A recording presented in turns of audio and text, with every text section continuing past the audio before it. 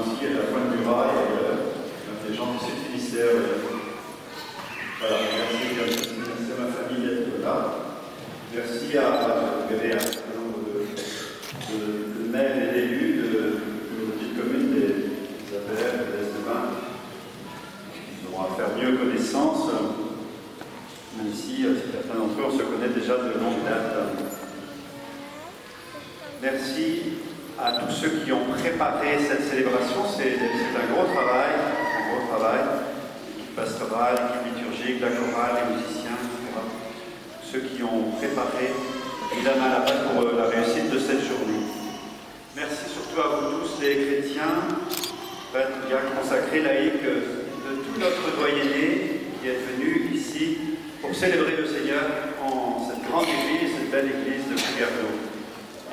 Cette célébration montre que nous formons un seul corps, une seule famille, une seule église, et que nous aurons peut-être à le faire de plus en plus dans les temps qui viennent. Je suis directrice d'école, je salue aussi les directeurs et directrices d'école qui sont là avec nous aujourd'hui. Comme a dit l'évêque, je redécouvre notre diocèse de Quimper après 3 années à Paris dans un ministère riche, prenant, intéressant à la conférence des évêques. Mais c'est bon de revenir chez soi. Les Bretons aiment sillonner le monde, aller voir ailleurs ce qui se passe, en particulier à Paris, mais ils aiment aussi par-dessus tout revenir chez eux. Donc je vous partage ma joie d'être au milieu de vous.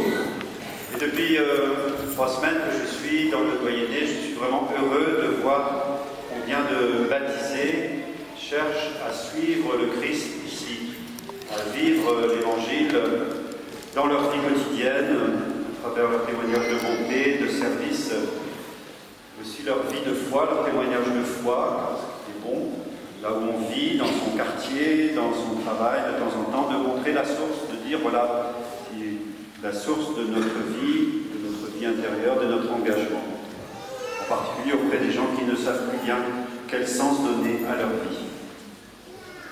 Je suis heureux de voir aussi combien de baptisés laïcs prennent part à la vie de nos communautés chrétiennes, à l'organisation, différentes, tout ce qui est nécessaire pour faire vivre et grandir une communauté chrétienne, et en particulier ces temps-ci, tout ce qui s'engage pour la catéchèse et l'initiation au sacrement et l'animation des groupes de jeunes. Merci aux jeunes, aux enfants et les jeunes d'être là aujourd'hui aussi. Super, c'est un peu long, non? Vous n'avez pas l'air de râler trop, donc ça va. Voilà. Je constate aussi en revenant dans notre Finistère et dans ce doyenné que j'ai envie de dire que notre Église est un peu comme un géant endormi parfois. Aujourd'hui, je la sens bien vivante, mais je me dis, il y a beaucoup de choses à faire ensemble pour faire grandir cet évangile ici, pour l'annoncer auprès des jeunes générations. On a un peu l'impression que beaucoup de baptisés ont comme la foi en la chair.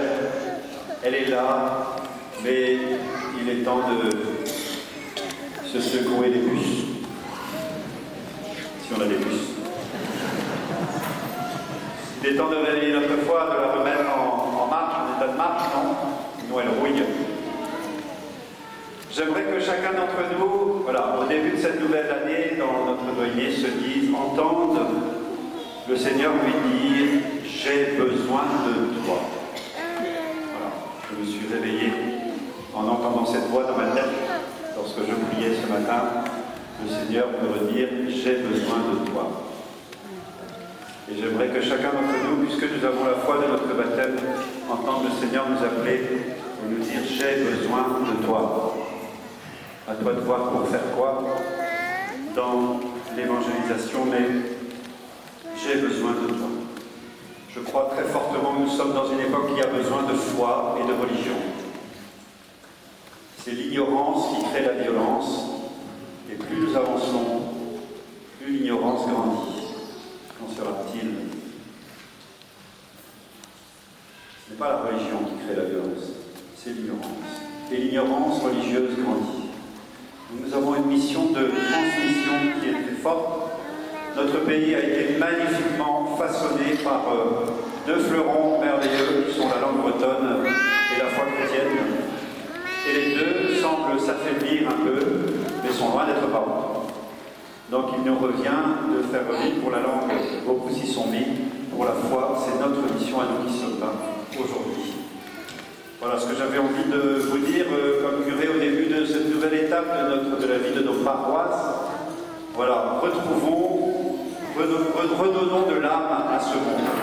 C'est notre mission. Nous devons redonner de l'âme à ce monde et ne croyons pas cette fatalité de cette espèce de déclin de l'Église. Nous ne sommes pas dans une vision de déclin. Qui que nous soyons, nous faisons partie de cette Église, quel que soit l'état de notre Église, elle a la mission de transmettre le Christ. Il y a tant à offrir pour donner de l'espérance aux jeunes générations en particulier. Vous avez la feuille d'annonce, vous la livrez vous-même. Vous avez en particulier au dos les messes pour le week-end prochain seulement. Vous n'avez pas les messes pour octobre pour l'instant. On a la coordination des équipes pastorales mardi et les prêtres mercredi. On va faire des plannings jusqu'à la Toussaint au moins. Voilà. Donc je signale que dimanche prochain, ici à Poperno, il y a le pardon de la chapelle Saint-Michel. Voilà. Et dimanche à l'Est-Levin, il y a aussi le pardon de l'Est-Levin, le pardon de Saint-Michel. Les deux pardons ont été décalés d'une semaine en raison de cette fête d'aujourd'hui. Voilà, vous avez par ailleurs les messes dans les autres ensembles paroissiaux. Il y a une messe à la Lévis aussi dimanche prochain. Voilà. Et vous avez aussi une annonce pour le samedi 8 octobre. C'est une fête diocésaine qui a lieu à l'école d'agriculture du Nivote. Fête diocésaine de la miséricorde et de la fraternité. Voilà. En particulier pour tous ceux qui sont engagés auprès des plus pauvres dans le service, dans la diaconie. Voilà. Cette fête diocésaine auquel tout le monde est invité. Nos collègues en aura quelque chose. Voilà, je vous laisse lire les autres annonces. Alors, une dernière annonce. Un ancien curé de l'Est-Levin avait dit à mon père un jour, si ton fils veut être un bon prêtre, il y a 3 choses qui sont importantes. Là, tout le monde entend l'oreille, qu'est-ce que c'est? 3 choses pour un bon prêtre. Et la première, c'est d'être bon avec tout le monde. La deuxième, c'est d'être bref quand il prêche, ne pas être trop long. Je vois que vous allez dire d'accord. Et la troisième, c'est d'être large quand il sert à boire. Et donc c'est une occasion de vous inviter donc, au verre de l'amitié. Je crois qu'au pardon des semaines, dimanche, il y aura un aussi. Donc à la salle à Orica, ceux qui sont pas trop bien ne connaissent pas, bien sûr. C'est une salle magnifique. Il suffit d'aller tout droit par là. C'est à 300 mètres. Vous suivez les gens de Poperno. Alors, je ne dis pas qu'ils doivent trop. Je dis qu'ils connaissent la route. Voilà. Et avant de nous séparer, j'aimerais que nous puissions bien nous confier à ceux qui nous précèdent dans la foi. Nous sommes précédés dans la foi. Dans ce doyenné de l'Est-Levin, nous avons 2 belles figures. Qui ne sont pas encore béatifiés ou canonisés, mais ça viendra. C'est Salahuine Arfol et Don Michel Dobley. Donc ce sont de beaux témoins, plus que tous les saints patrons de nos paroisses, tous les saints de nos familles qui sont au ciel aussi. Donc il faut s'appuyer sur leur foi et aussi nous pouvons nous confier toute notre Église de ce doyenné à la Vierge Marie. Je vous invite à vous lever. Et après le texte que nous lisons tous ensemble, à chanter le cantique du Folgoat, Notre-Dame du Folgoat, patronne de notre doyenné. Lisons ensemble. Sainte Vierge Marie, servante du Seigneur, accueillons